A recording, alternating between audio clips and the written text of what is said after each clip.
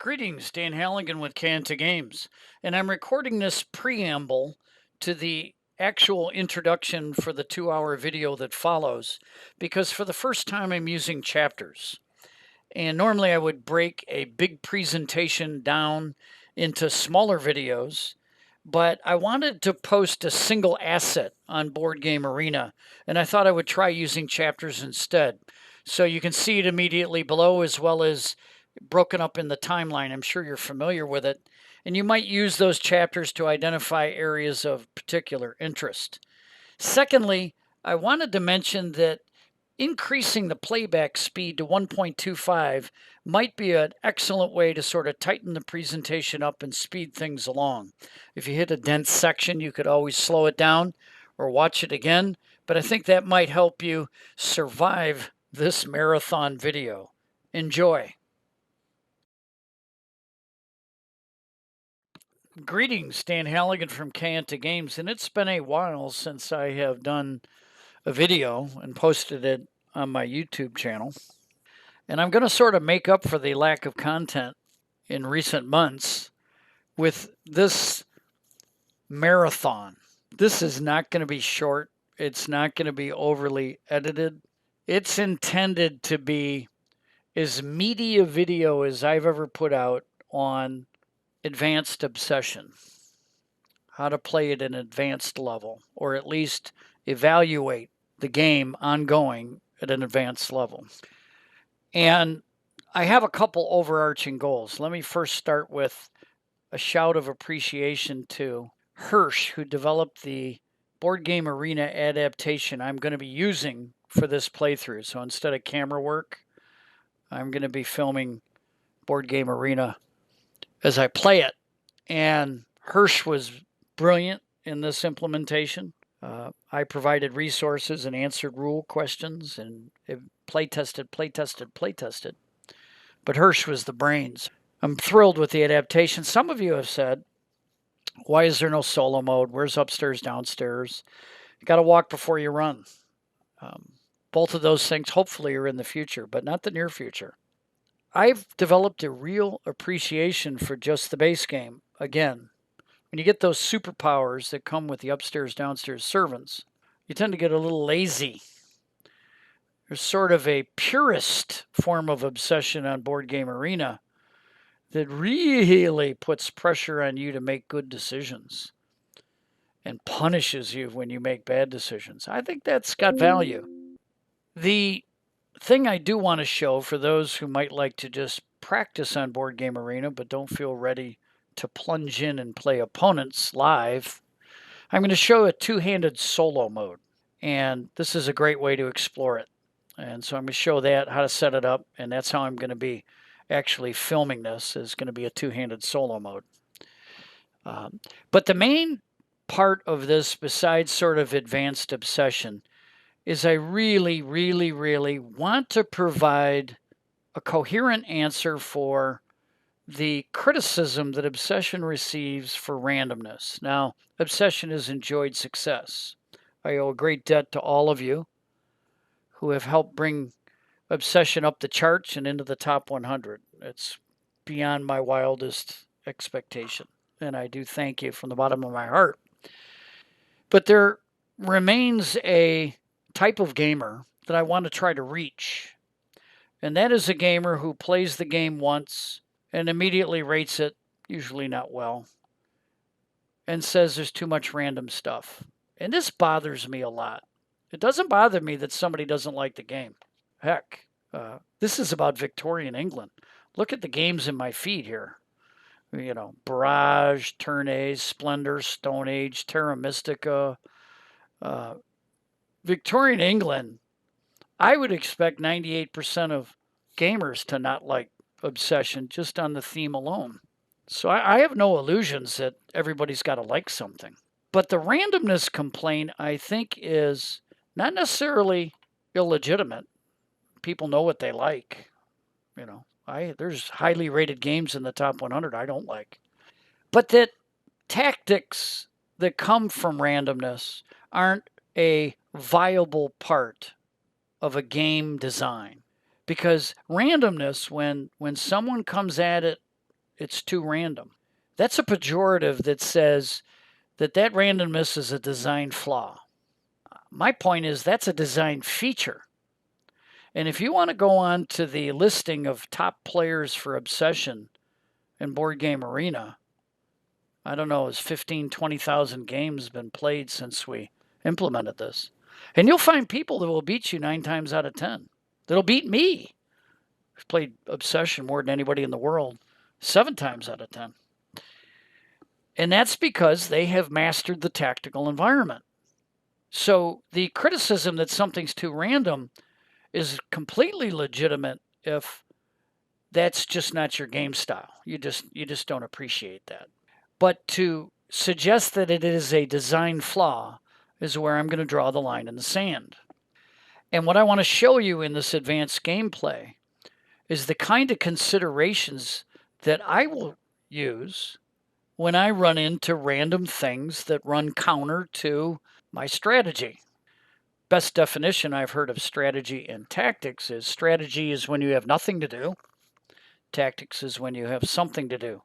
So strategy, when you're evaluating all the information you have about an environment, is the path that you sort of plot out based upon what you know. Tactics is when something unexpected happens.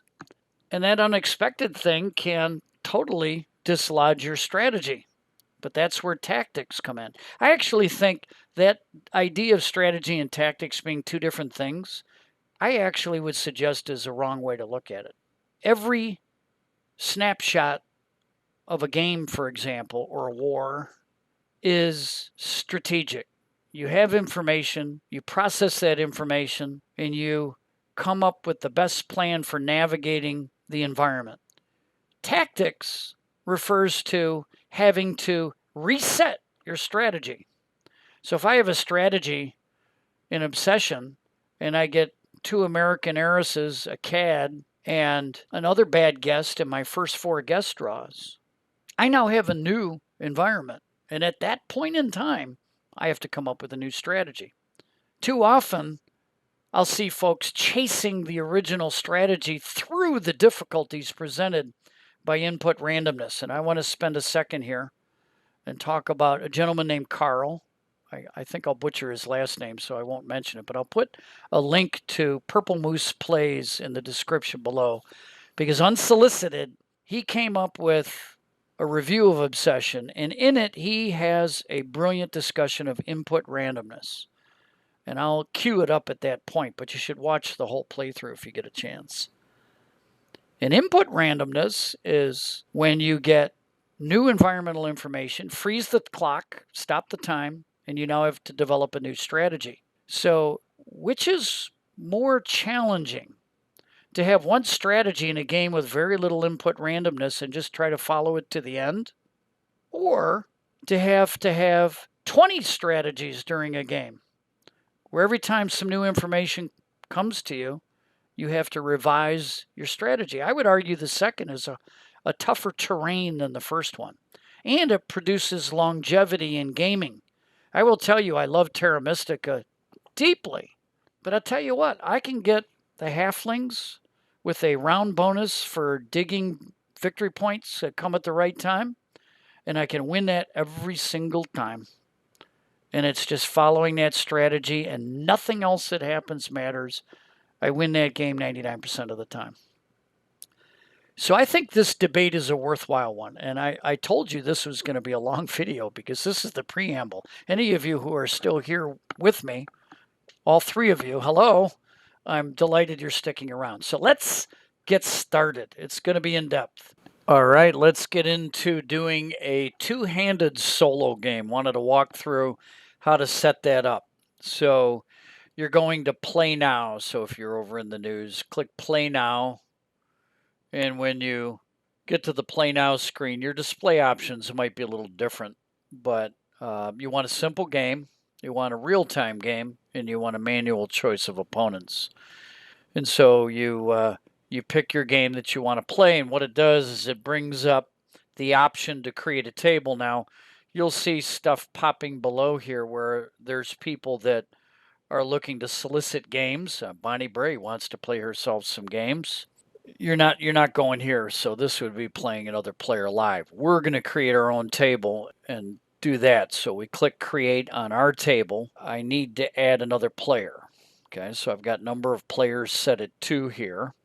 And before I show you how to do the two-handed solo by inviting a friend and picking hot seat, take a look at your options over here. Game length, I personally do like extended, although boy, the austere environment of a standard length game of Obsession is no room for error. But I'm going to do an extended length game.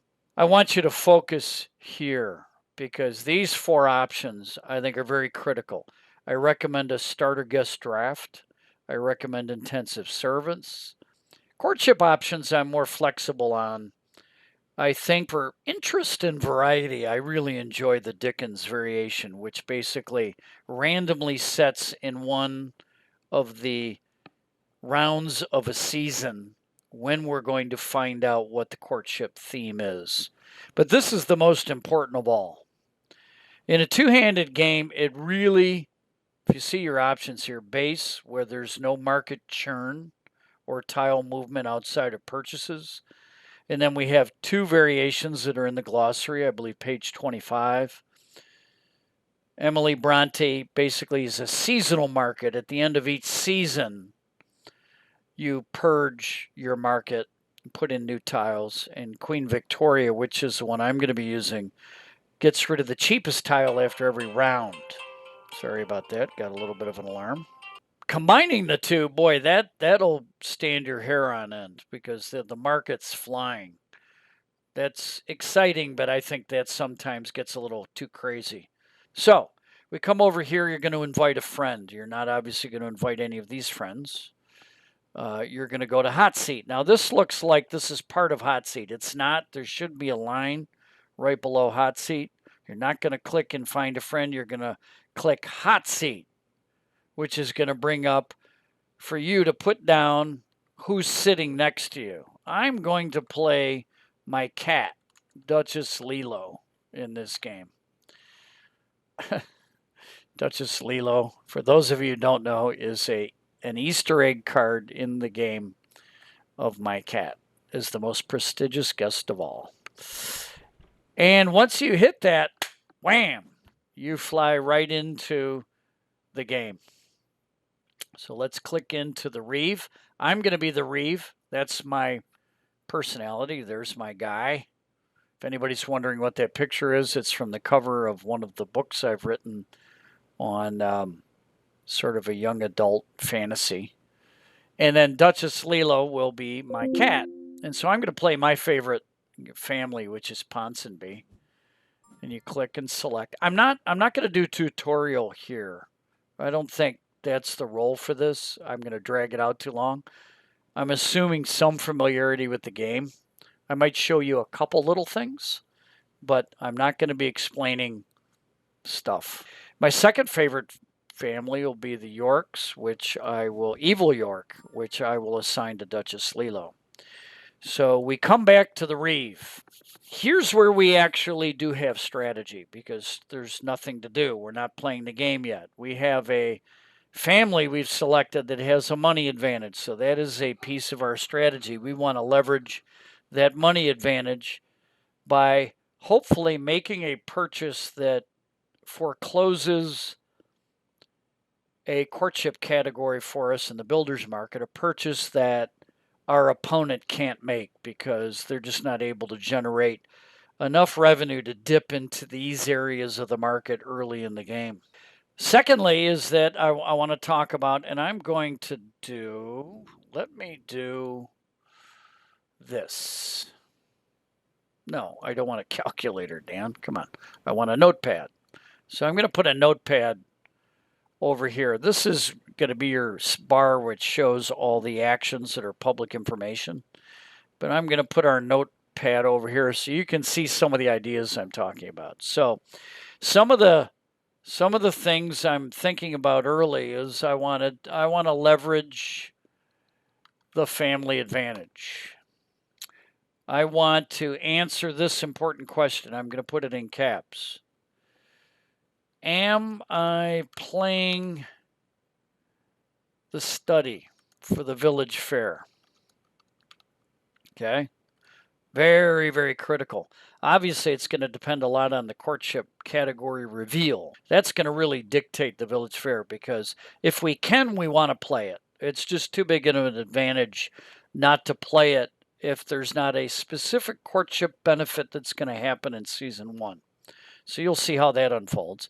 Next, in my draft, okay, sorry about that. In my draft, I lean to the ladies. Why do I lean to the ladies? Well, early on, there's a lot of pressure to have female guests because there's a number of tiles that are specific to the ladies early on. What do we have? Well, we've got, obviously, we've got the parlor. Let me use the tab, Dan. That might be best. So we have the parlor. We have the flower room, which is a 2 that needs ladies. We have the conservatory, which is a 3 that's ladies. We have the English garden. Now I'm getting a little bit higher in my reputation level, but I'm spitballing here. We also have, hey, both hybrids will do that. Both the green room, which is a 3, I think, and the south lawn, which is a 2. Those require ladies on the front side. Oh, the retiring room.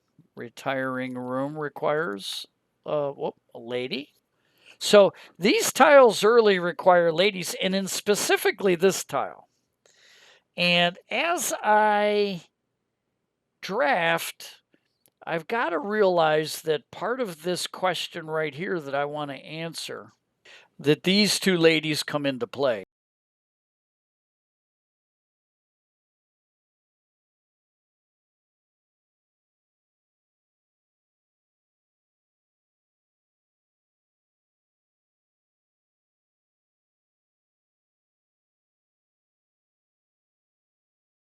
Now, I'm going to do a lot more of the deep dive early in season 1 because season 1, I call it the butterfly effect. The decisions you make in season 1, I think, have the greatest impact on whether you win or lose games. Absolutely, I think that. Because small decisions in season 1 can really snowball into a lot of opportunity later on. And bad decisions, missed decisions, incorrect decisions in season 1 can just grind your engines to a halt. There's multiple engines in this game. So I'm going to spend more time. The bulk of this video, I bet you I spend more time here than I'm going to spend on this section of the round track. So indulge me here. I'm always going to use her in my first turn. Always. Why? Because I have a screening function and I want to find out if I get an American heiress. If I get an American heiress, let me go here. American heiress or something equivalent. Like there's a CAD that's very similar to an American heiress. If you're playing with promos, there's a Thomas Fuller, who's a mercantile guy, is like an American heiress. If you can get a huge amount of money by paying a negative reputation penalty, you don't pay negative reputation penalties when you're already in the dumpster as far as your reputation. You get free American heiresses / CADs / mercantile dudes in the beginning of the game. And if you get that, you want to ride that, you want to beat that horse until it drops. And then that's going to involve, that's one reason why you might actually steer clear of a village fair, because you don't need that reputation.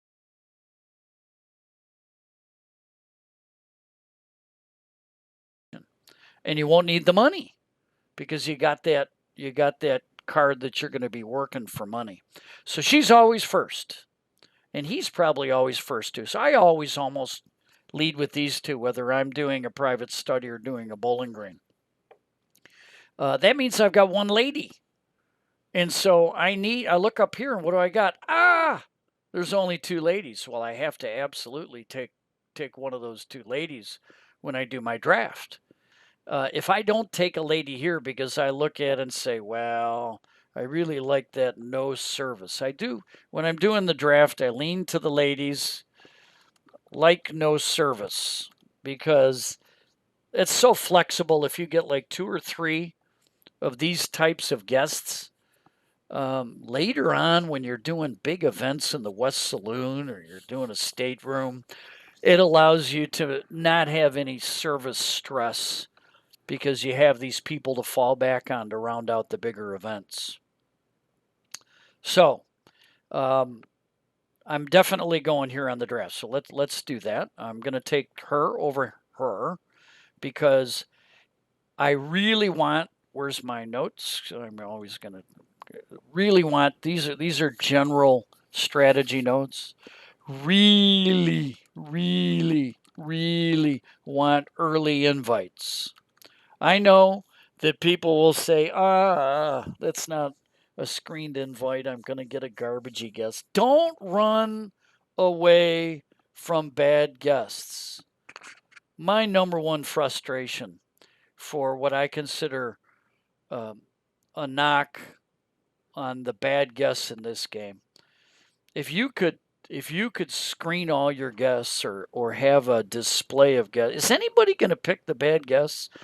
You know, that's like going to Pride and Prejudice and taking Wickham and I'm going to get not mix up Sense and Sensibility or Sense and Sensibility. Take Willoughby. Take the bad people out of those stories. They're not stories anymore. And there's a way to work around it. And I hope I get a lot of bad guests for one of my 2 players here for the Reeve and Duchess Lilo.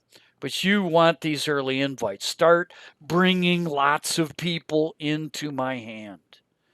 There's ways to get rid of them if you get hit with a lot of bad guests. So I'm starting with her. I'm going to confirm. It's going to flip over and go right to Duchess Lilo. Now, Duchess Lilo, I'm going to be sharing this notebook here. So Duchess Lilo, her advantage is huge, and that's why York's my close second favorite, even though it's Evil York.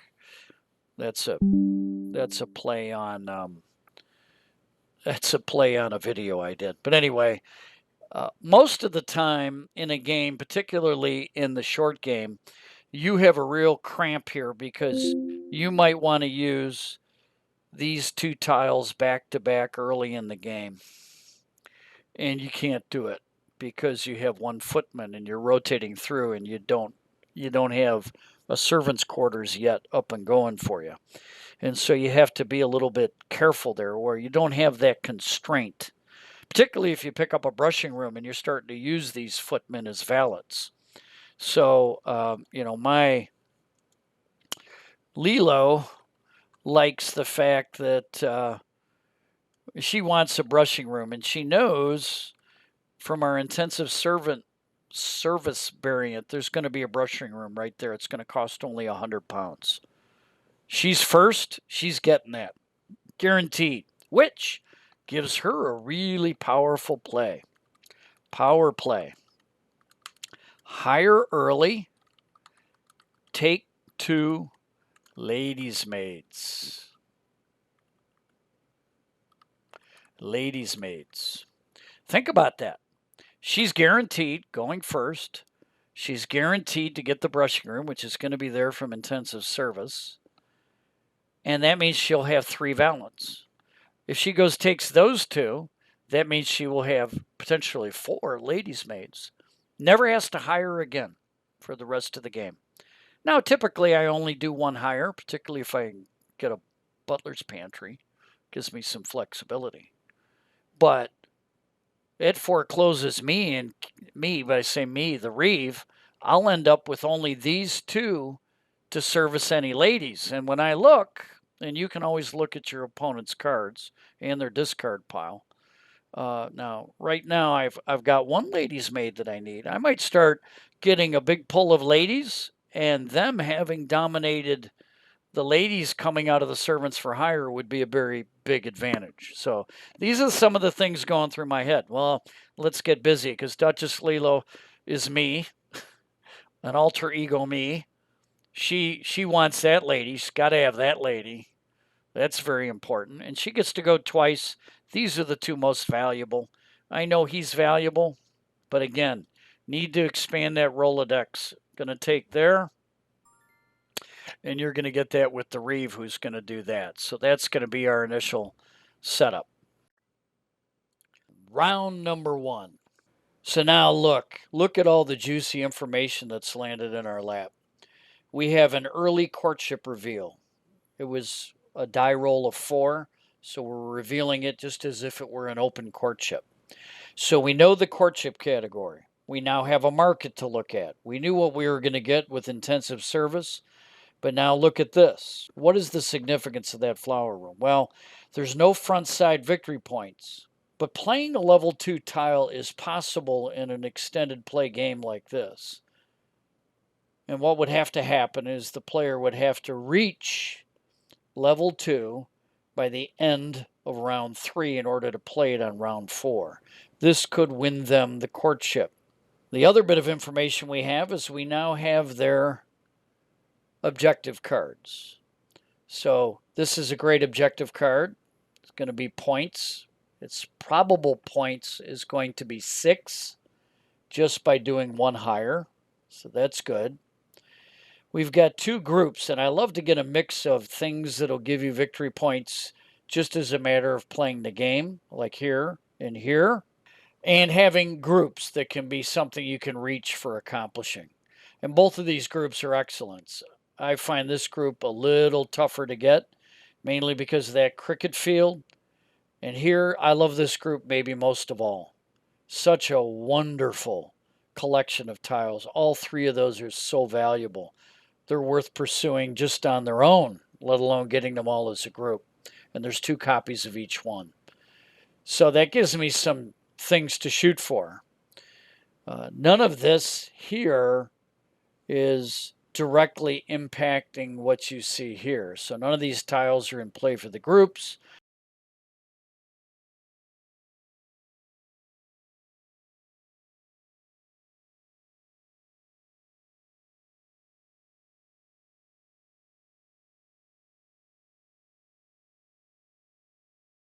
And or affect things here. So Duchess Lilo, looking at this, knows what she wants to do early. And that is to buy this brushing room and then sit back and see what comes into the market. Given that Duchess Lilo has 0, you're going to go to the bowling green. And you're going to do that move of using those 2 first and seeing what we get here. So, wow. Oh my, oh my, oh my. Given that Duchess Lilo is going to be in need of money a little bit more than the Ponsonby opponent, she's going to take Sir William Hawke. This guy's great. No service, double benefit, add to the Rolodex. But money is going to be an issue that Duchess Lilo needs to cope with. I guess I should bring up my notes. And really, both always want to ask the question, show me the money. That's not how we spell money.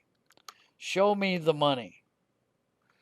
Probably one of the most important considerations. If you don't have a path carved out to money, if you don't have a way to get money, you're going to suffer excruciating pains during a game of obsession. So you're always thinking about show me the money. So that makes this Hillside Kennels very, very interesting. And that brings up another issue, which is a path. What is a path? A path is to purchase tiles that are going to be just staying ahead of your reputation. I've got some level 1 tiles to play early, but as I approach level 2, I want a level 2 tile sitting there waiting for me. Sometimes you can't get it. You might have to compromise by having a retiring room is something that bridges you to a level 3. But I'll talk about the path early. So she took Sir William Hawke, and she's going to take that brushing room. Come over to the Reeve. Reeve now sees this. A drawing room has come into play, which is a high value tile. Certainly, if you had a first season courtship of prestige, this would be a game changer. But still, it's a high value tile. And the Reeve's got a lot of things to think about. Oh, the Reeve has got a lot of things to think about. Number one, the Reeve knows that a York player with a brushing room is a deadly threat to gobble up the ladies' maids. You gotta anticipate things like that. You're playing seasoned players. You gotta anticipate things like that. And the Reeve's got to ask, can I survive that? Something that's worrying them early. Secondly, if the Reeve jumps early and hires a lady's maid and a valet, they can complete an objective card at the same time that they avoid the pain here. And they have the ability to play this out of the gate, which is very unusual because they have 300 pounds. And with that 300 pounds, they've got a decision to make, which is, should they grab this barn for 200 pounds, or 300 pounds, sorry. Looking at the modifier there. They would not be able to grab the butler's pantry. But you might say, why would they pass on the better tile, which is the ability of the under butler? Why would they pass on that to get the barn by going to the butler's room in order to complete that objective and foreclose getting shut out on ladies' maids? And the reason is, if they take the butler's pantry by, for example, going to the bowling green or going to the private study and playing these two and picking up his 200 pounds, that opens up an opportunity for this flower room for Duchess Lilo, who's got 400 pounds. Is that something? Because this barn is going to purge.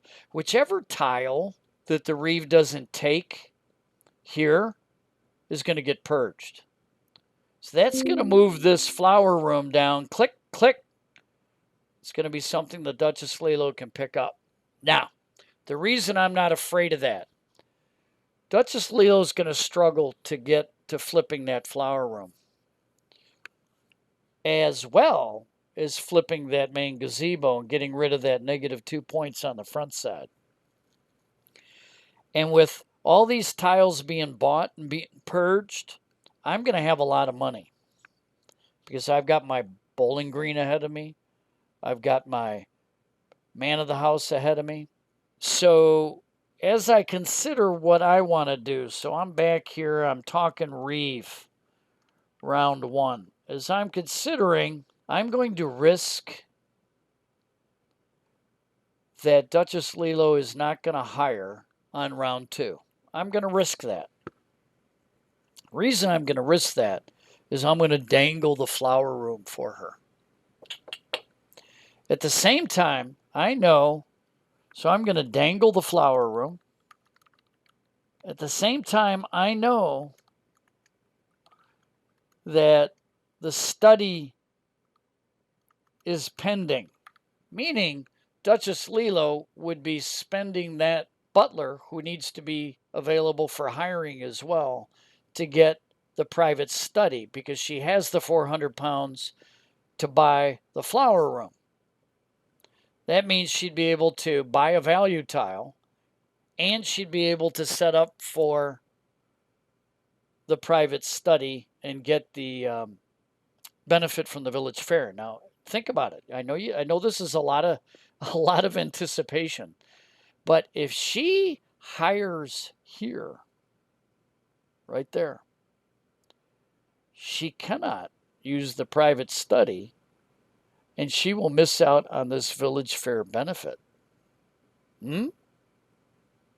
That's a big deal. And so I think that there's no way Duchess Lilo is going to hire with this dangle and knowing that she needs to get the private study. So what am I going to do? That means I'm not worried about this right now. Looking at objective card, 10 or more servants, I find that a tough card to go after. I just don't like the fact that, I mean, it could do it with the butler's pantry, which will get me up to 8 with a standard hire, and then one more hire gets me to 10. But I just don't like a later hire in the game. I feel there's so much more value from other choices. That's not a bad group, because I tell you what, people neglect essentials. I'm telling you, don't automatically neglect essentials.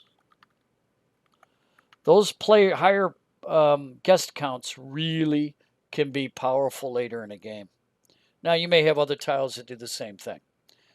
I'm getting a little scattered here, so let me pull it together. You know what I think. I think that there's no way that Duchess Lilo's going to give up the study play and give up the benefit from the village fair by hiring next turn and foreclosing me on those 2 ladies' maids. So I'm going to go here. No, I'm not going to go there. I'm going to go here. And the reason I'm going to go here is to bring back my butler for round 3 in order for me to do a hire. I have enough money here, and by using these 2, I do my use of... Look, you came back. My use of the screening function of the lady of the house to see if I got a high value American heiress or somebody similar. Now, I did get 2 cards I like, and I'm a little torn because I don't have any money in my guests for my early guests, only in my family. And I like the Rolodex play, but look, I get a double Rolodex play here. So I'm going to go here and take Zachary L. Esquire. And nothing here makes me worried about wanting to save money to buy something. There's a lot of good tiles coming down the conveyor. If Duchess Lilo takes here, I've got 2 great value tiles that are going to be jumping down this market. So I'm going to take the butler's pantry. I purge that. There's her $400. There's her $400 flower room dangling in front of her.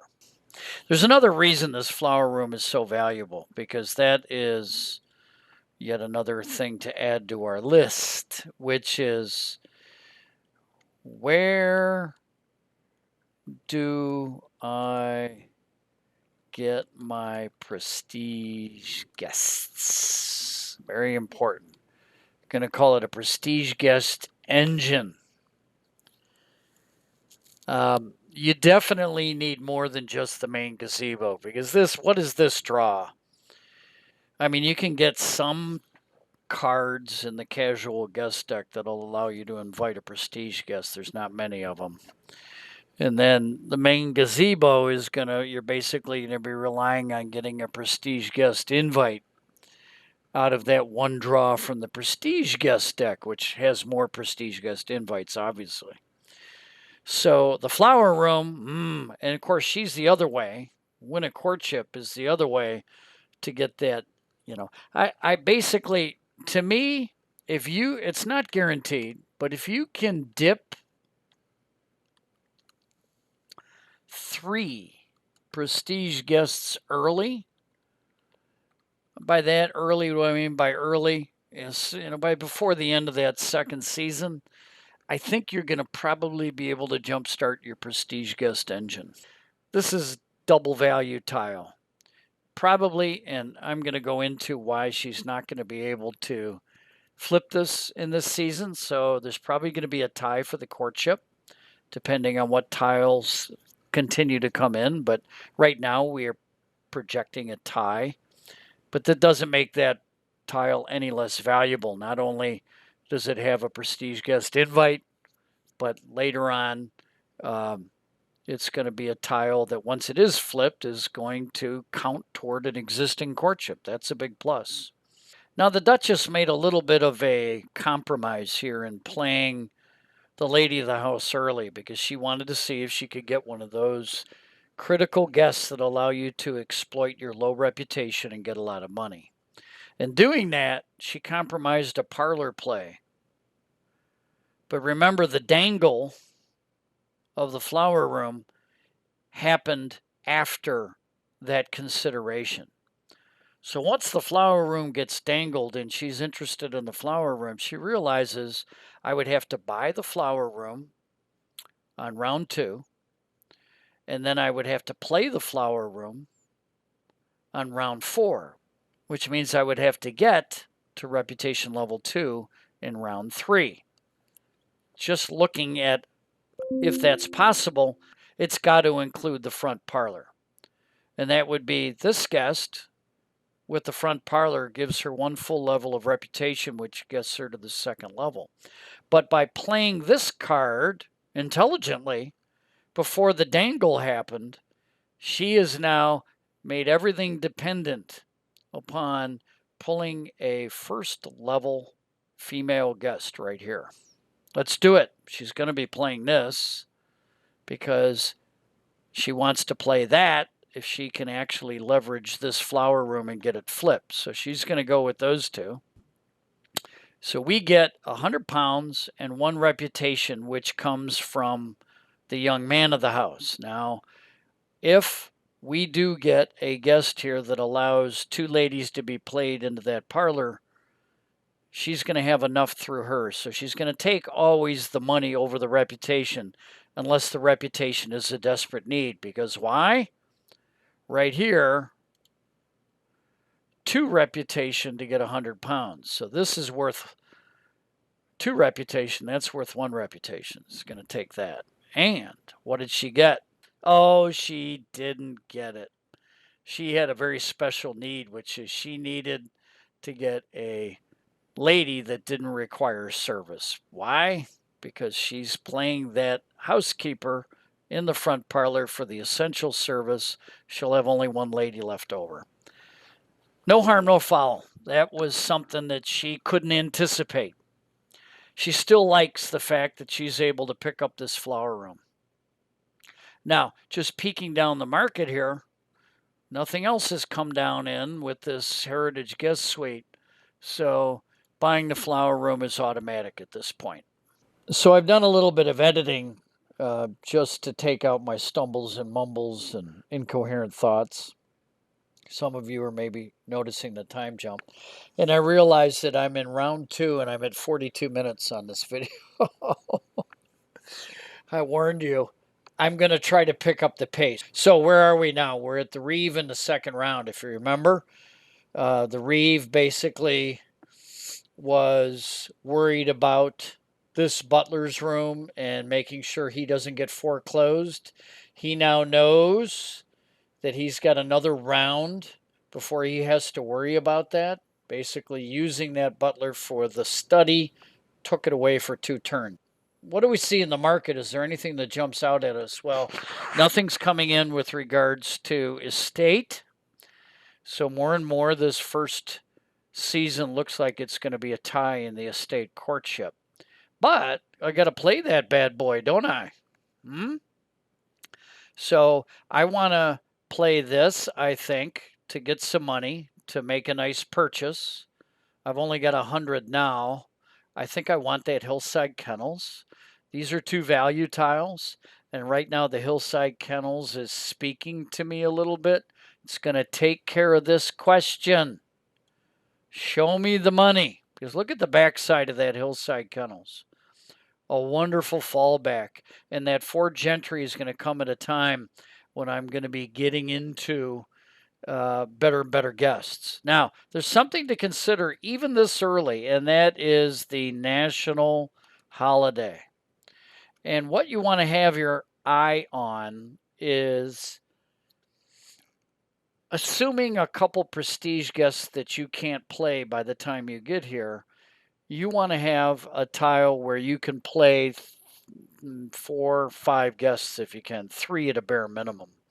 And the drawing room falls into that category, but so does the Hillside Kennels. But these are 3s, which I hopefully am going to be able to play toward this part of season 2. But nothing's coming into the market there that really is saying, hey, look at me. Sometimes you'll get like a West Saloon creeping down here fairly early. We're not seeing that right now. So these are becoming fallback national holiday plays. And the Reeve is leaning in this direction here. And that's the play we're going to make. I'm not going to beat this one to death. So we're going to go to the Bowling Green. I think I'm going to expand my Rolodex.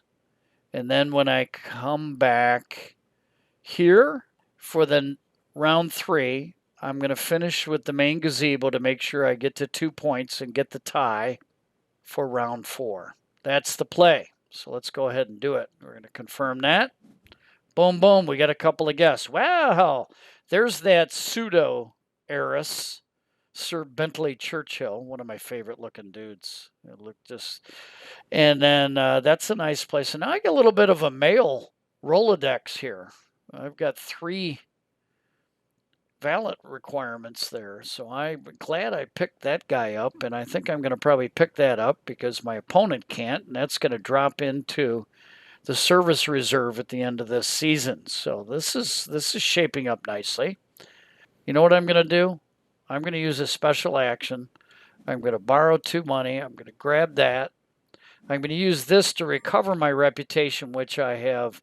Let me go back down here and explain, which I have pegged at 1 because I'm going to do the main gazebo and I'm going to play Sir Bentley Churchill to get the money along with him, or maybe her. So we pop over here to Duchess Lilo, and Duchess Lilo is anticipating hiring maybe on round 4. Don't know that for certain right now, but playing this is sort of mandatory. So we see the French Garden showing up. I don't think there's any way that anybody can get into that French Garden in this season, but it's certainly a wonderful tile to keep an eye out on. It's just a great tile. So we're going to go here, and we are going to do we want to do the 200? We've got 100. She wants that Hillside Kennels. Yes, we do. We want to do that 200. We're going to dip in there. So now we've got the 300 she needs for the Hillside Kennels. And she's flipped this tile to make sure that she's got the 2 backside victory points in order to tie the courtship, because she knows that the Reeve is certainly going to flip that. Picks up that Hillside Kennels. Really gives her a nice little show me the money. Let's come back to the Reeve. The Reeve sees this and begins to salivate.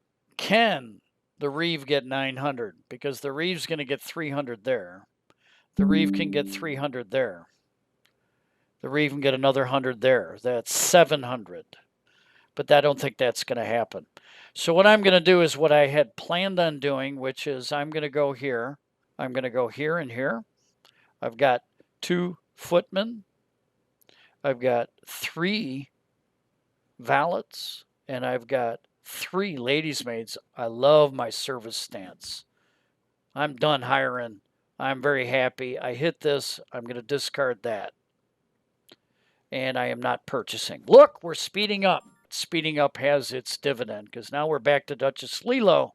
So Duchess Lilo was going to hire and take those ladies' maids. That's not going to happen now. She's not dumb. She sort of saw that coming. So what's she going to do on this turn? Because she's rather limited. Something she has to consider, and something very, very important I want to talk to you about, is double turns, particularly the impact of double turns in 2-player games. This first player marker is going to pass to the Reeve. The Reeve is going to take the last action for the Village Fair round, round 4, and the first action for round 6. He's going to have back-to-back actions. This tile is in play. It's a high-value tile. Not only does it have 4 victory points on the front side, but it's an absolutely incredible. Take a look at the Take 2 Prestige Guess. It's incredible for jump-starting that Prestige Guess engine and playing that on the national holiday. And the fact that the Reeve is going to have back-to-back turns is probably going to allow the Reeve to generate a little bit of money here. Bank 600 pounds because they're going to have the village fair on that round. And then all as they'll have to do is get maybe no money at all to get into this. Now the question is, can I get 500 here? No, I can't. The only consolation is the stateroom is hanging out here for probably Duchess Lido to swoop in on. So she's thinking about banking some money and moving on that stateroom for her national holiday play and taking a lead position when it comes to potential prestige courtships in season 2 or season 3. And boy, if she can get into that stateroom and play Alistair along with other guests, she's going to be in great shape as far as her reputation is concerned. So I think what her play might be is to pass, because if she hires, she gets no money. She'll be stuck at 300. Where if she passes, she can tick that up to 500. And if you look at where these are going to fall, what's going to happen? If I bank this 300, we're going to get double turns out of the Reeve. The Reeve will probably bank 600. We'll purge this, meaning that the French Garden's going to come down and cost 700 pounds for their buy on round 6. They'll only have to generate 100 pounds. So the Reeve is going to get this on round 6, which is going to drop this here for round 4 purge. Here, it's going to get this down to 700 pounds. And I'm going to bank 500 pounds. I'll come back in round 6 and I'll be able to purchase that. So there's a great consolation prize. But the key, given the limited play we have here, the key is to pass early, take the 200 for the tenant rents, set this up for us to have a powerful play to pick up that stateroom and have an absolute monster national holiday. Whew. I hope that makes sense. So that's what we've done. We're not going to purchase an improvement, and we're going to go into round 4 for the Reeve. And when you take a look at the Reeve is indeed thinking about their double turn. Where's that? The Reeve has had double turn on their mind when they saw this kind of tile waiting for them. So what do we need to do? We need to play that main gazebo. Oh, I made a mistake, didn't I? I talked about playing Sir Bentley as if he were a level 1 heiress. He's not a level 1 heiress. He's a level 2 cad. Sorry, I'm not supposed to make mistakes in this kind of playthrough, but I guess I just made one. So that changes not a whole lot. He's still going to be able to bank enough money because we're going to go here and we're going to go here and here. And that's going to get us 200. That'll get us up to 500. So I'm going to play those two and I'm going to bank that money. Confirm that. Gain 100 pounds. Picked up a nice prestige guess. Very usable. 400 pounds. I wonder if I really spent the time to elaborate on why I pivoted from the Hillside Kennels. And that's because I was looking at the season 2 courtship. I think I thought about that, but I didn't say it. And by picking this up, I felt I could get to a good spot on the season 2 courtship.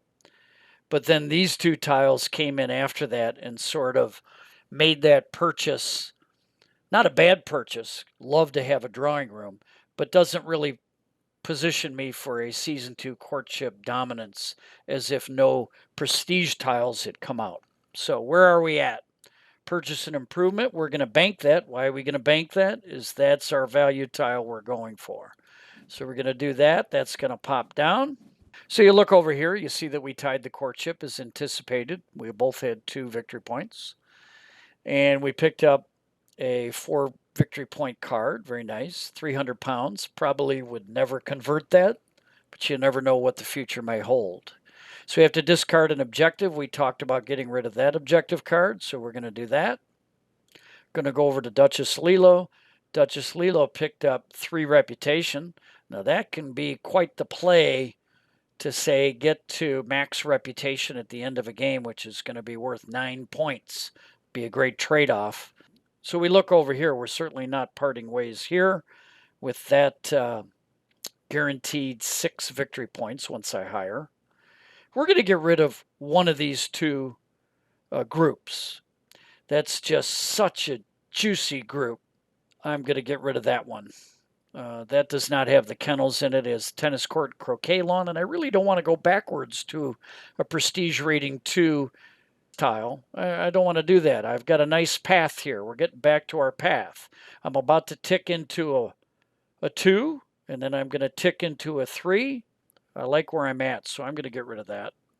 So let's pick up with the start of Season 2. A season I predict is going to be much quicker than Season 1.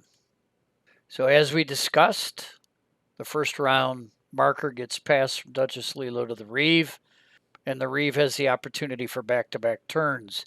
They banked 500 pounds in anticipation of getting this French garden. But if you take a look, they have a little bit of a problem. They have the reputation level to only play one of their guests. 2, 2, and 3 here, and we obviously are lagging a little bit. So we're going to have to pass, but it's not a big issue because that pass will get us to the French garden. So we're going to pass, collect 210 at rents, and we're going to grab that French garden. I did fail to observe that we had another open courtship. We rolled a 2 for Season 2, and it is prestige. And we purchased the French garden. We had no ability to get to that stateroom, which was 200 pounds more expensive than me spending every penny that I had. So Duchess Lilo has a real opportunity to dominate here. She needs to generate 300 pounds, and she has a full Rolodex ready to go. So Duchess Lilo is going to take a commanding lead for the courtship in Season 2. What really is on Duchess Lilo's radar? There's 3 things. The acquisition of this tile, and that's an interesting issue. So sit tight on that one. The acquisition of that tile.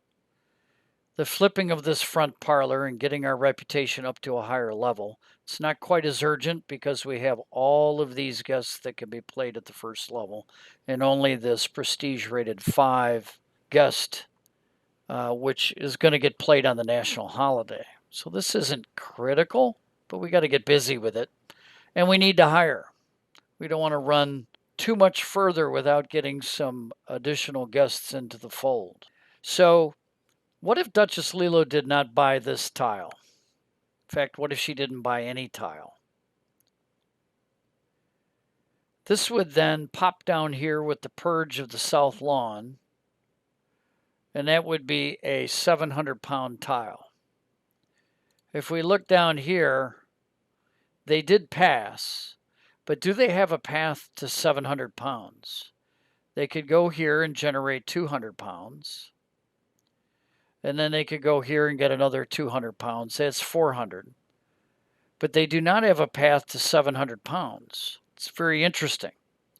There's nothing that the Reeve can do to take that tile away, even if it's in this location. So this encourages Duchess Lilo to go ahead and either hire and let this get cheaper or increase their reputation. And I think that they are going to hire. They need to get those servants on board. We're going to confirm this. And we are going to hire the footman because the footman functions as a valet. and the lady's maid. They could purchase an improvement, but we're not going to. We're going to sit tight. We purge that one, that drops it down there. And let's see what the Reeve's at. So the Reeve does salivate at this particular tile, but they need to get their reputation up. And there's no way that they can do a play of the front parlor. They could go there again. They could get 400, and with one other person, if they were at level 2, they could have got 700 and purchased that tile, but they're at level 1. So it's time to take care of their reputation. We want to get a screened invite anytime that we can. And let's also expand that Rolodex. Now we get the American heiress. Thanks a lot. And even though he's probably the best picture in the game, the best portrait in the game, we're going to go here. So we're moving a little quicker because our moves are sort of locked in. We don't have any money to purchase because we had to get our reputation up. So we're going to skip past that. It's going to pop to Duchess Lilo. So now Duchess Lilo is looking at needing 200 here. Now Duchess Lilo was on the horns of a dilemma when she was deciding between whether she should hire and get these servants coming in or whether she should go ahead and play the front parlor. None of her female guests have a money favor, so she could not generate any revenue that would bring the stateroom into play. And she's still sitting in that same position. What she's going to have to do is she's going to have to replay the bowling green. And this is one of the things you generally don't want to do. Try and avoid replaying tiles. It's generally not a good strategy. Now, there's sometimes like the back of a hillside kennels when you need money and you've got a good roster of guests. So she's going to generate, Duchess Lilo is going to generate a little bit of extra money to sort of get ahead of things. She's going to grab the man of the house and she's going to grab this gentleman here. So she's going to really stock up and get up to 1,100 pounds. That's going to allow her to buy the stateroom and have enough money left over to make a real good value purchase here. Although this long gallery has now come into the market, and that may be interesting to the Reeve.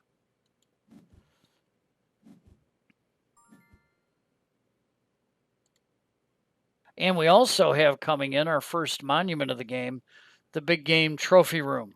But the long gallery has to be a focus because the long gallery can allow the Reeve to win this next courtship. We also need to take a look at the fact that we picked up 2 new objective cards. That's going to be a tough road to hoe. I'm not particularly interested in that. I've made that. I'm very interested in that. That's a good back pocket card. But as of right now, it doesn't look like I'm making any progress in that direction, and this one will generate some points.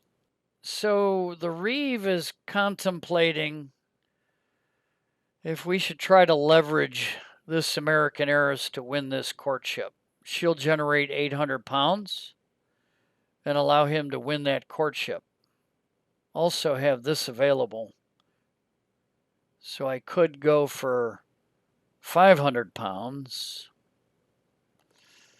and add 3 that way. So here's my thought. If I do that and I go here and here, his 2 reputation will make the cost of that 800 pounds only 1 reputation, which will not drop me below 2.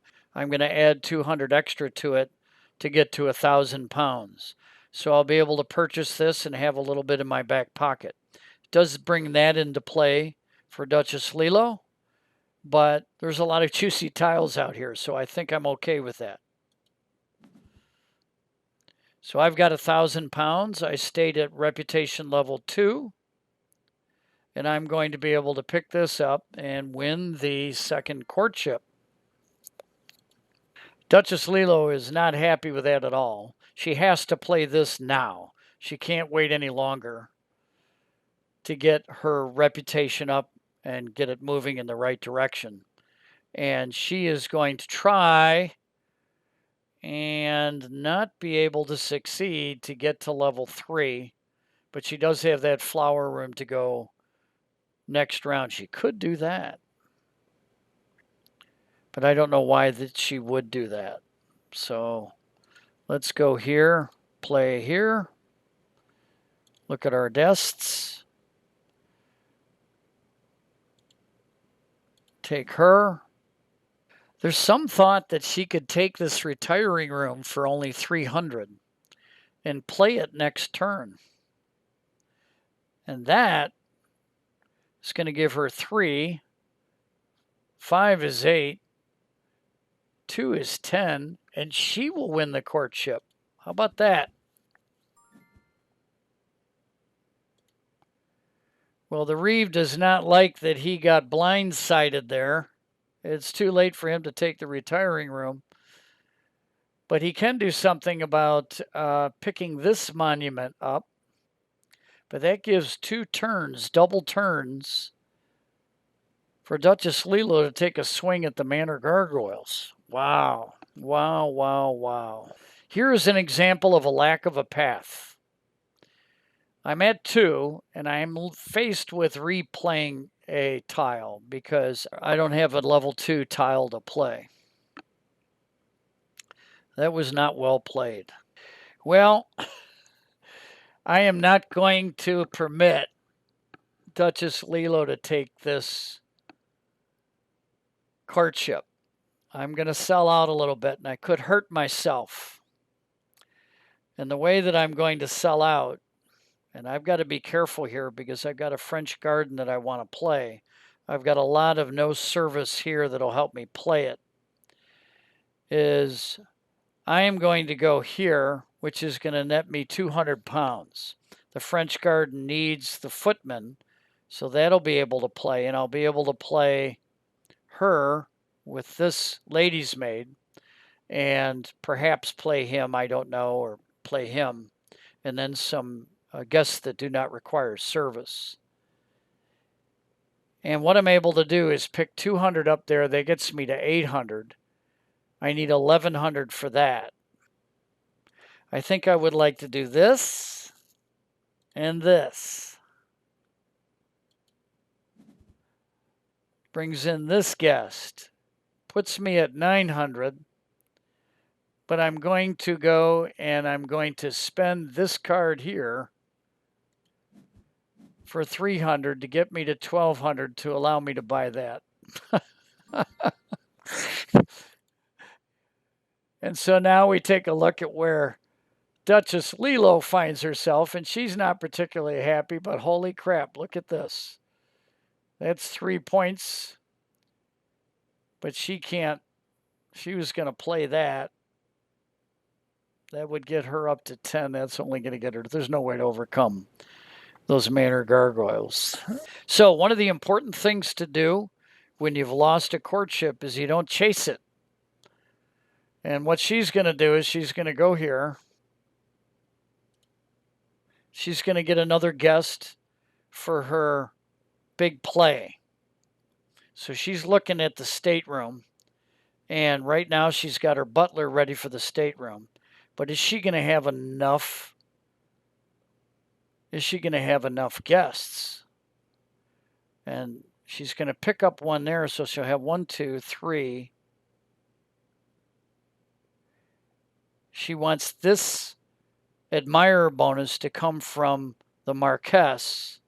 So if she took her, she's got 1, 2, 3, 4, 5, or this invite here for 6, and that will cover her gentry. Let's hope she doesn't get a horrible guest. So that's what she's going to do. And she did get a guest. He's not too horrible. He's only 1 reputation down. She got a lot of money there. So she's pleased with how that turned out. And so now for purchasing an improvement, oh, I came up 1 short, didn't I?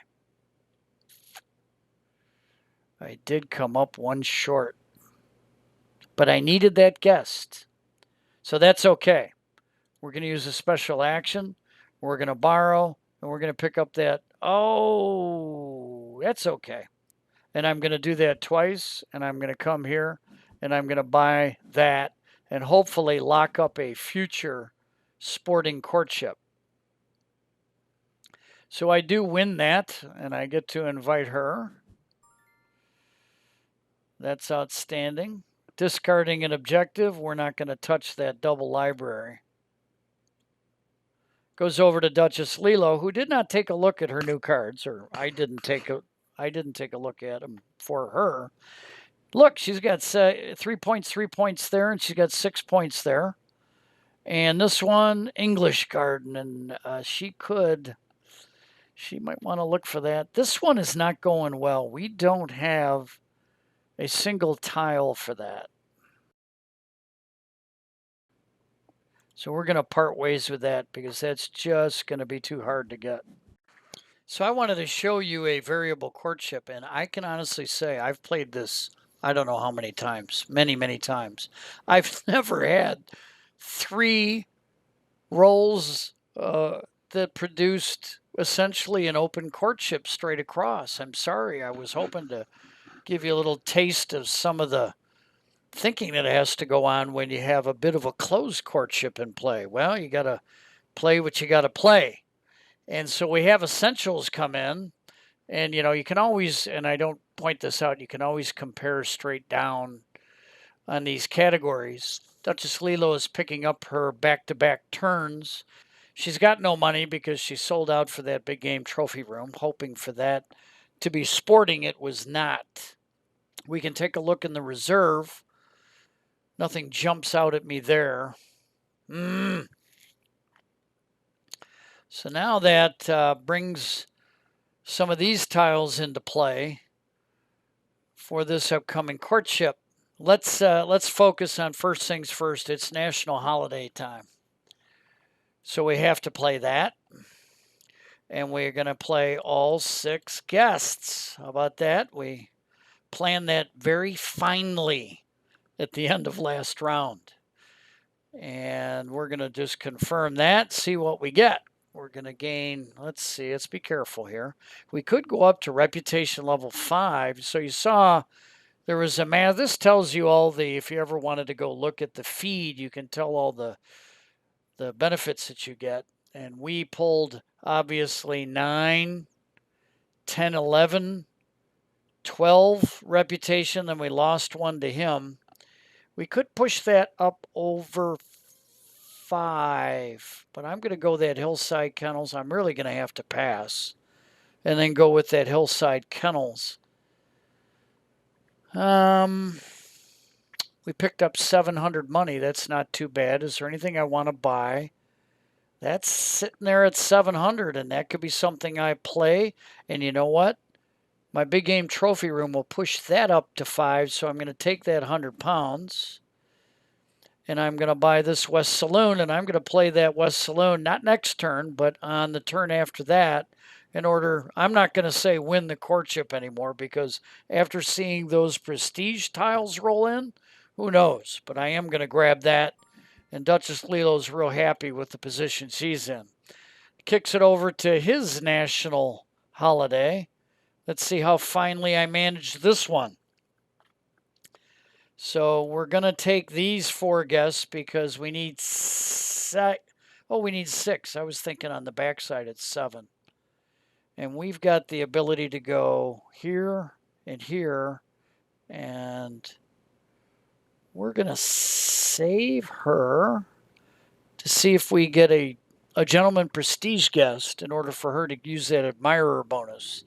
And by the way, I do see here that I picked up an objective card draw 4 victory points. Noted.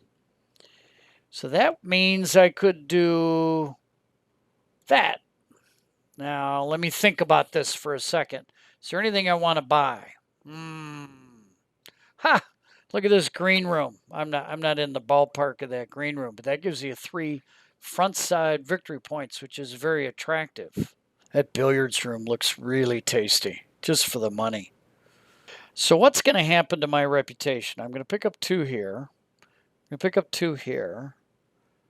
I could pick up 1 there. And with that Manor Gargoyles, that'll get me to level 4, which is going to allow me to play the drawing room. And that drawing room is going to push me up to a level 5, which will allow me to play the long gallery. Depending, of course, on some of the guests I get in. So I don't think I'm going to grab that 300 there.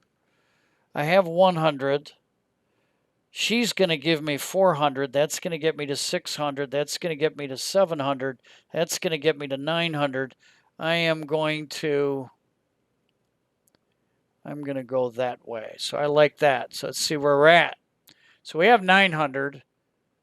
We've pushed it up to 3.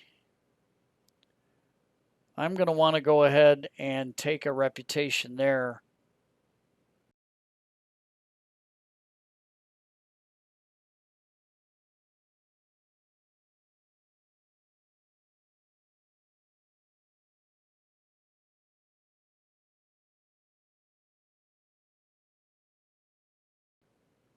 So that I tick up to, well, I don't need to. Do I want 1,000? That would give me that, but I do see that she picked up the saloon, which is going to give her 5. It's going to give me 3. I could pick up that north dining room. I also could pick that up, which would be very powerful. You know what? I think that's too valuable right there. But grabbing that would leave a little money in my back pocket. I almost hit that. I'm going to take that reputation, and I am going to purchase. Oh, you know what? I sort of like that. I really sort of like that because it gives me a little money play. But I like that better. Oh, what to do? I'm going to play that next time. Oh, let's look at my new guests. Oh, look at this. The juices are coming. Now I'm getting into that prestige guest engine, which we've really been struggling with.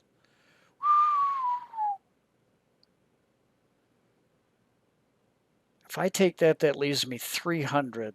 If I take that, I did pick up some money here. Only 200. I got a gentleman in. I have another gentleman. I'm going here. Going to pick that up. So we're back to Duchess Lilo, and she's now at 5 like we had planned. Whoa. Down to just 2. And we can't play both of them because my event was so big. That would have been my valet, but I need that footman for the Hillside Kennels. I want to pass now, so I got a lot of options coming in. That'll move me up to 300 and give me a great gable conservatory. It'll also purge that billiard. No, it won't purge that billiards room because I'm first player. Now, do I want to do something here? No, I'm not going to overthink this right now. I'm going to collect 210 at rents, and I'm going to grab a gable conservatory. Kicks it back to the Reeve. So the Reeve, in taking that Lionheart suite, I'm really racking up points. I'm going for a big, big tableau score. And I now have a bit of a prestige invite engine going. And I want to do what I had planned all along, which is to go here. I've got 200. I'd like to get into that green room and just give me an opportunity at that north dining room, which I could then play maybe on round 14. I'm not really going deep anymore. I'm getting tired. I'm just sort of playing this instinctively now. So if I go there and I go here and here, I need 3. I could do that. What does that give me? It gives me 200. That gets me to 400. Gives me that billiards room. You know what? I so like that billiards room. I'm going to sort of sleep here on their play of the West Saloon. Sometimes you don't want to chase. Sometimes you really don't want to chase. Here's where I view sort of where things are at right now. I think I'm winning the Reeve. They don't have met much in the way of prestige guest invites. They're not winning the courtships. They don't have tiles that are going to give them prestige guest invites. They're not present in the market. I like the cut of my jib.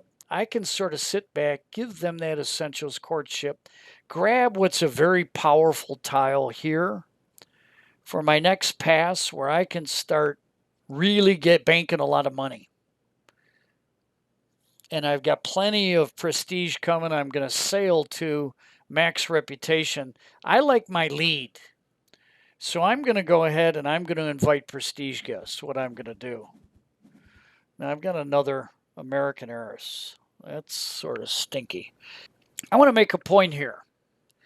A lot of people at this time would be really moaning and complaining about, I've got this negative guest, I've got this negative guest, I've got, where is he? That negative guest. But I have the backside of that French garden where I can dismiss any guests. I also could pick this up and dismiss a guest there. Going towards estate tiles and partnering that with the lady of the house can allow me to get rid of pretty much all my bad guests. So now that I know that I've got a bad guest problem, which is a -9 victory points, if I hang on to those bad guests, I'm going to make a play on the backside of that French garden in the final season. It's also going to give me a very juicy invite of a prestige guest there. So I like the cut of my jib. What did I pick up here? Picked up there. Got a little money coming in. Things are snowballing nicely. I'm going to grab that. Now, Duchess Lilo is in a little bit of a panic because she doesn't have access to prestige guests. It's very concerning to her. She doesn't have a single prestige guest invite. Wow. Well, she's going to lock up this courtship and maybe she can get busy. Let's look here. It is, as you note, the builder's holiday. And I think bringing in a lot of money is going to be a consolation prize here. So let's go to this Hillside Kennels. Let's go here, here, and here. So that gets her 200, 400, 900, 1200. That 1200 is going to be playing that West Saloon next round. And she's got plenty of options to play that. In fact, she'll play him with her for a little prestige kicker. She does need 7. So is she going to have 7? She's going to have 1, 2, 3, 4, 5, 6. Yeah, she's in comfortable shape. She's got a lot of. Here's an example of having those guests that don't need any service, just how powerful that is for the big plays. So she's going to grab all this money. It's going to give her 1200. Look at, now you get all this brown stuff when she needs something else besides brown. It's really frustrating. So she might grab this barn and the servants' quarters. Servants' quarters will empower her a little bit. And also, if we get blue, if we get service for the last courtship category, that could put her in a strong position. Although overcoming that 13-point lead is going to be a bit of a stretch. It's going to get that green room. It's going to get that croquet lawn. Going to come over here and pick up that servants' quarters. It's going to boost her overall positioning here. She wants to spread these out. This is going to jump up. She's got to try to overcome that 13-point deficit for the final courtship. And she's going to be playing that West Saloon. So she's got a little bit of a play, but she's hurting on the prestige guest front. Let's take a look here and make sure. Got that English garden, which hopefully that'll now come in, given that she's cleared the market a little bit. She's adding a point there, 2 points there. So she's going to skip that. I'm going to click on this, but I'll come down and show you where she's at. Well, if you take a look here, so see she's got 9 up here. She's going to have 8 up here. That's 17. That's going to be an advantage there. And then she's got a conservatory that she can play that can even this up. So she's trying to offset this and going for the final courtship. The last, the third courtship and the final courtship. So here we are with the Reeve. And the Reeve is taking a look here. And they like their options, man. They like everything about what they're doing. And let's see, what if we go here and go here and here? Ooh. Now you might say, oh no, I'm missing a servant, but I've got enough reputation ahead of me. I could play that long gallery, but I could bank that and play that long gallery after a pass. But I do want money. That's going to get me money. This is going to get me money. So watch what I'm going to do here. I have no doubt that I'm going to get to max reputation.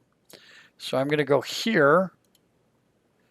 And I am going to refresh that servant right there to give me him. Oh, I need 3. Can you believe I just did that? I tell you, I'm getting really tired. And I just did a huge mistake.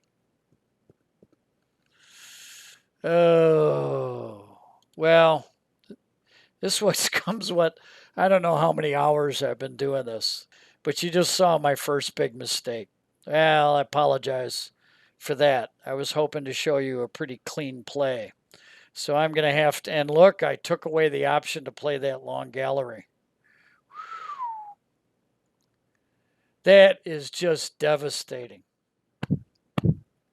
Now, this obviously would not be a penalty if we were playing in person, because I'd be able to pull things back probably, but it's a penalty here. Wow. So I'm going to be very humble here. I'm going to go ahead and grab 200 from there, grab that there, grab that there. It's going to cost me another 200 in reputation. In fact, I'm not even going to do that right now. I'm so frustrated. I'm going to go over there. I could go her. That would restore things a little bit. Let's do that. That'll kick me up to 600, push me back up to 5 so that I can play the long gallery, but I do apologize for that boneheaded play. So what do we want to buy on a builder's holiday? I'm just going to go ahead and I'm going to bank that money. So what I'm going to do. Go for that cabinet of curiosities next time around. Duchess Lilo is hooting with laughter. She's coming over to her West Saloon. She's going to go here, here, here, here, here, here. And well, I don't even have to do that. I could throw her in there. Let's go ahead and back out him. And I'll go there. How about that? Let's see what we do. Okay, got her. She's great. I still have not got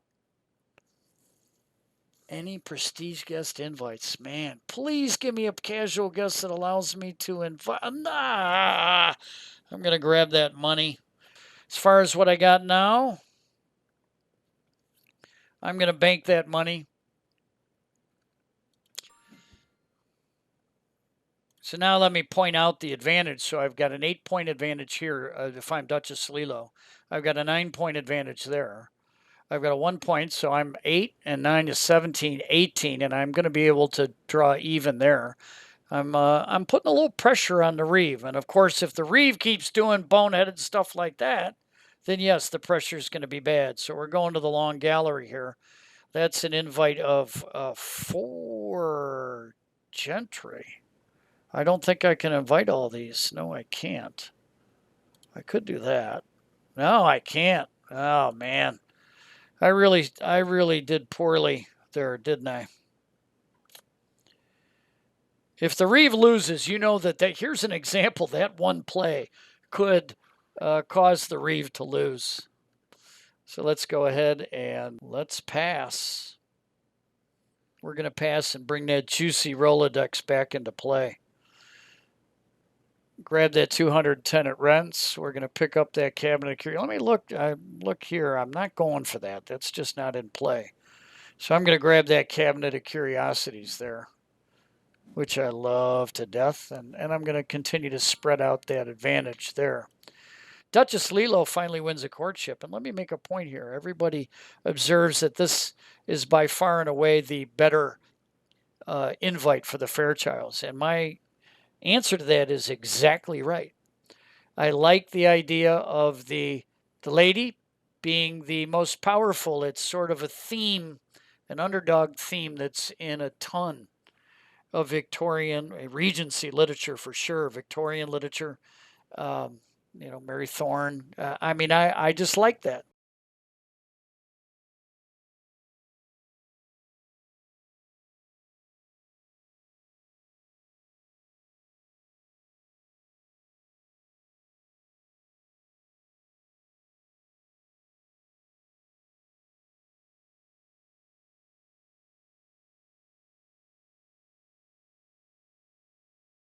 This is where Duchess Lilo's going right now. She's got to discard an objective. She likes that. She's got 4 points there. She's got 3 points there. The English Garden hates to part with that, but you're not going to walk away from a bird in the hand versus 2 in the bush. The Reeve is no intention of doing anything with that, so that's gone. Not much happening in the world of objective cards. And we're back to the Reeve with a double dip. And the Reeve has all kinds of options. Now, the Reeve does want to play that, but I don't think I want to play that now. Okay, we finally have a little bit of a closed courtship for one round anyway. So the Reeve's got to decide whether they get after one of these, and I think they're going to wait to see. They're going to continue after leveraging their advantage on prestige guests by drawing another one and doubling those favors. And why am I doing that? Well, this here is only going to consume just the butler, who I don't need for this play. So that's going to be immediately one to follow and get me into another prestige guest and allow me to clean up all those nasty guests. So if you look over here, I'm going to have a full Rolodex to really have a monster invite of prestige guests. We're going to push that advantage on the prestige guest invites. Oh my goodness, look who was my double up. I got 2 victory point cards, and I've got all the reputation I could ever want. I mean, I'm so comfortable with all these plays coming up of making max reputation. I'm going to be refreshing the market a lot and going shopping for monuments. Although I got to be careful because in this 2-player game, there's only one more monument. And this will turn into a monument, which will be great. I hope I get that monument objective card when we draw up here. So what do I want to purchase? You know what? Let's hedge our bet a little bit in case essentials come up. And I don't have a lot of money. I could bank it. But I'm going to have a lot of money. I'm going to hedge. Round 17 is next, and that'll be revealed. And Duchess Lilo is up. So Duchess, well, she wants to play her so fast her head is spinning. Her reputation is just in stellar shape. I think playing this Gable Conservatory we have not pulled a single guest from that casual deck that invites a prestige guest, and she thinks she might be able to do that. So let's do this. We're going to go there. We need 3 ladies. We obviously want to play her. And you know what? We're picking up. Let me go for those 2. That gets me 4 reputation. Oh, I don't have that third.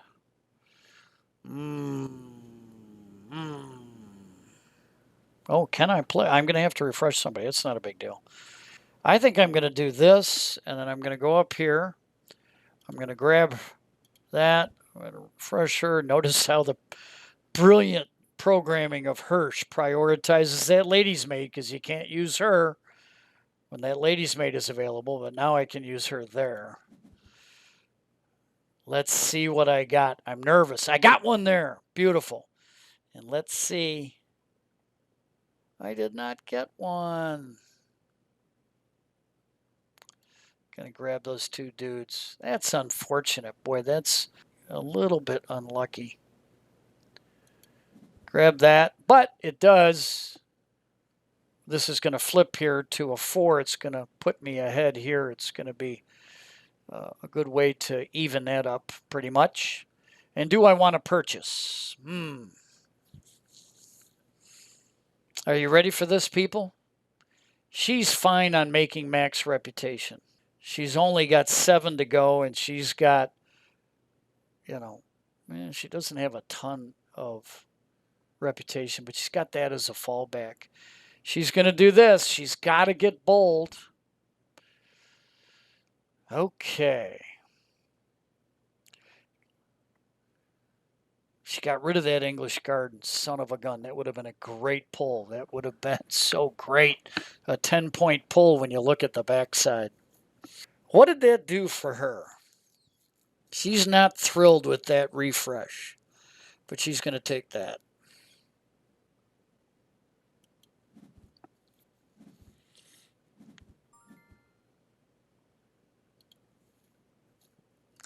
All right. The Reeve. Nice full Rolodeck is going here. Got this plan. We got to clean up our deck. That is 7. Yes, that is 7 Gentry. We have 2 ladies and 3 gentlemen we can invite. So 1, 2. That's not that great a bang for your buck when you consider that's 2 ladies' maids. I want her to go with him. I'm getting rid of all my bad guests. But now I want to be a little bit cautious. That gets me a casual invite, but I can reserve her for a later play. And let's get some money coming in. I'm going to go there. I'm going to go there. That gets it. Let's confirm it. So that casual guest invite from her worked out. I'm 1 away from max, and I will easily slide to max just on monument power alone. I generated 1,200 pounds. And now I get to dismiss up to 99 guests. Hirsch, why didn't you make it infinity? Well, I guess 99's okay. So that's gone. That's gone. That's gone. Making real sure I don't miss anybody. And that's just an example. So people who talk about, oh my gosh, I got these bad guests. I didn't worry about that. When you're playing the game, plenty of opportunities will come up. You may have to take some risks and some gambles, but you can get there. Even if you're just going to do a pedestrian couple dismissals with the lady of the house, that's there. So I'm now going to skip any more. So those, wait, oh my God. Oh my God. I didn't click confirm. Well, you know what I'm going to do? You saw me dismissing those. I'm going to take that 9 negative guests off when I do the final calculation of the score. Again, I'm sorry. I'm trying to get to the finish line with this 4-hour playthrough that I've had to edit down as I go. Oh, so sorry that you didn't get to see the beauty of that in action with all those disappearing. And a monument, what am I going to purchase? Well, I like this Queen Suite a whole lot. 2 victory points on the front side. I like that music room for 3 victory points on the front side.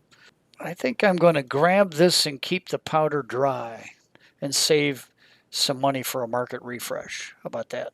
I like that idea. All right, Duchess Lilo, you don't get that 9 negative on me.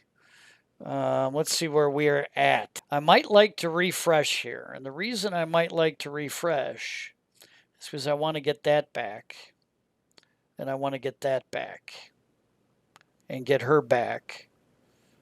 And maybe play that West Saloon for a big play. And then finish up with that English Garden. That might be the way to go. We are going to pass. Got 600. What am I gonna grab? I can grab that smoking room, but that's only one front side point. I think I'm gonna bank it. So we're gonna pass. I could refresh at 600. That's a little bit dangerous.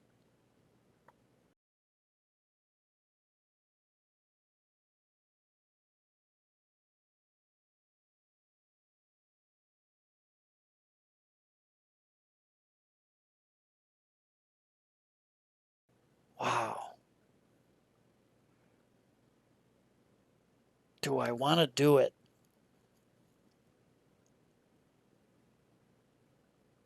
I want to do it. There it is. And look, it came in. It came in there. Oh my gosh. I wasn't even looking at that when I started Duchess Lilo's turn. I apologize. Again, I'm tired. I'm staggering to the finish line. You got to work with me. So this came up. And what that means is if I can buy this, which is 1200, I would need to get 600. I would trash my reputation. I can't do it. And you know the Reeves going to get that. Could cost me the game. Oh my goodness. Oh my goodness gracious. And that's up now to 33. Okay, I can't chase it. I shouldn't have refreshed. So, for those of you, once I saw that that was the courtship, I shouldn't have refreshed. I'm sorry for the late mistakes. Now, you know, I could punitively refresh the builder's market, but that's against the spirit of the game, so I'm not going to do that. I'm not thinking straight. I'm going to go ahead and grab that.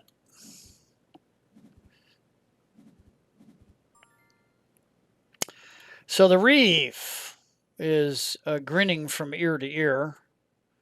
We're going to go here, and we're going to go with, we're going to go here and here. We're going to get 200. That's going to get me to 900, and I'm just going to trade away the reputation. This is going to, for any excess reputation, it's going to automatically convert to money. So I'm going to confirm that. So I got 100 automatically converted. I'm going to gain money there. Going to allow me to pick that up and win the game at the expense of the foolish play.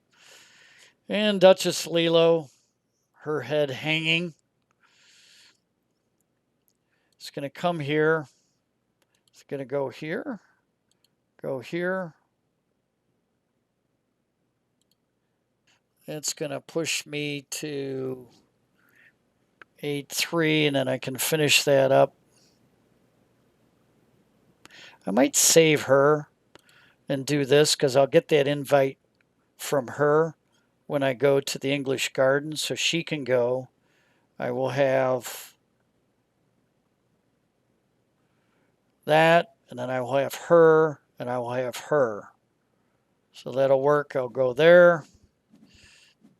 One short of max, which will push up nicely into max. I have only 100. Get 2 reputation there. I'm going to use her to dismiss here. I will eat 1 negative guest.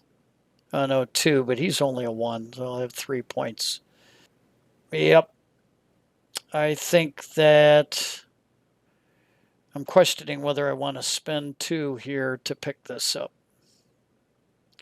And the answer is no. I think that's not worth the effort. Well, wait, I'm going to have 1 there. Yeah, I'm going to do that.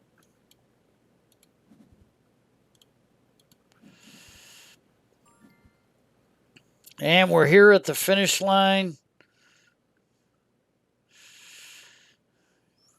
Not going to do any refreshing here because all the monuments are out.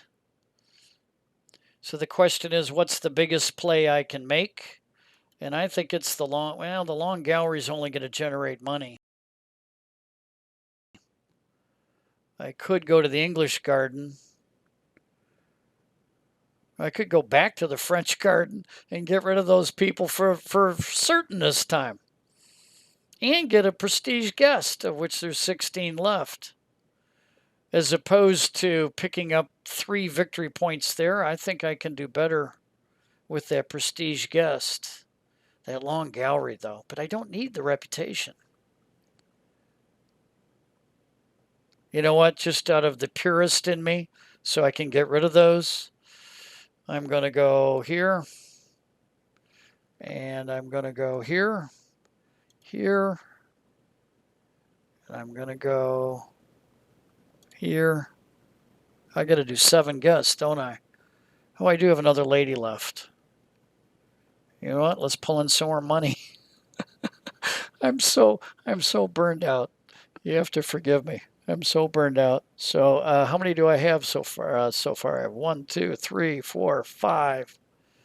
Can I get there? I can go him. Spring puts a little risk on me. And here. Let's see what. All right. That's good. All right. Now I got to be very careful about what I hit. Red draw there.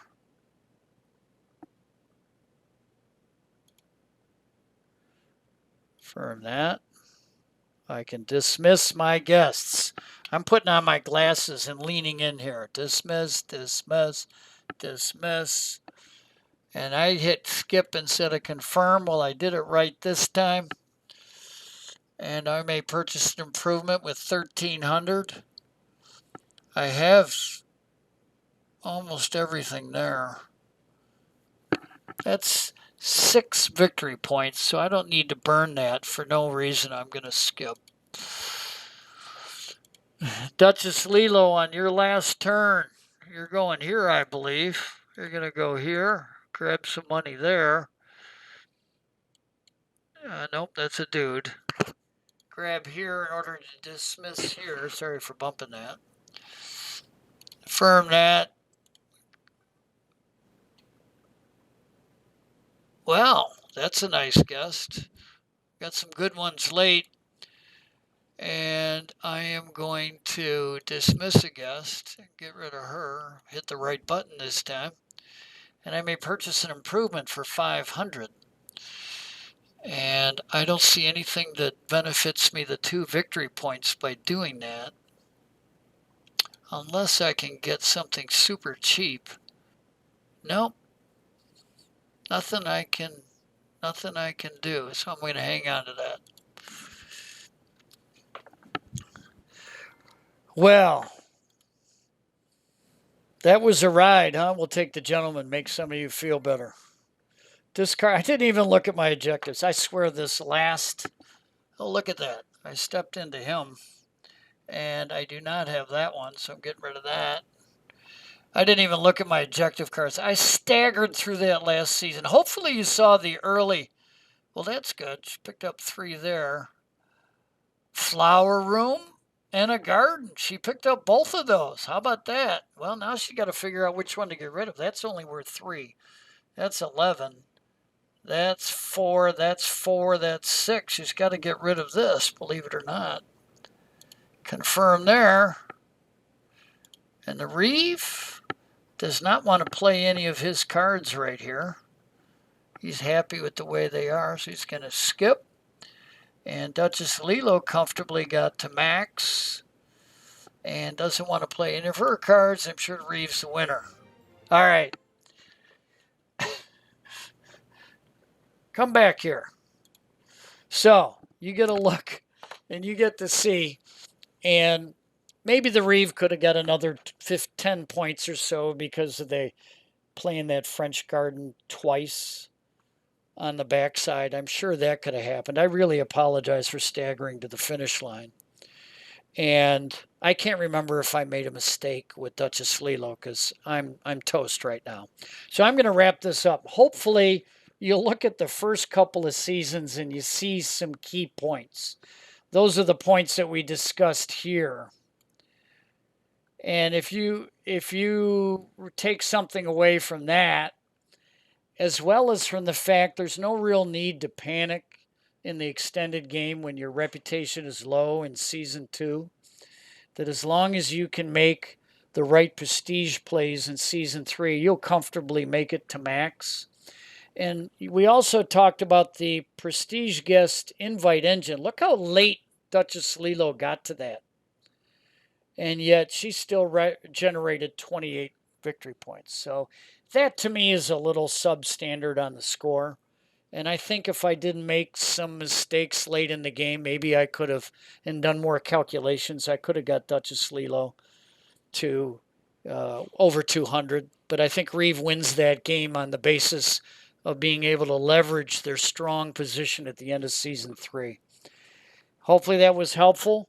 I pushed this through the fatigue at the end because I didn't know if I have a real time game going here and I went to bed and came back the next day, whether it would still be up. I think sometimes it times out. I don't know. I couldn't risk losing everything that I had done so far. Hope you enjoyed that. Probably you didn't, but we got to see some interesting things. Thanks for sticking around.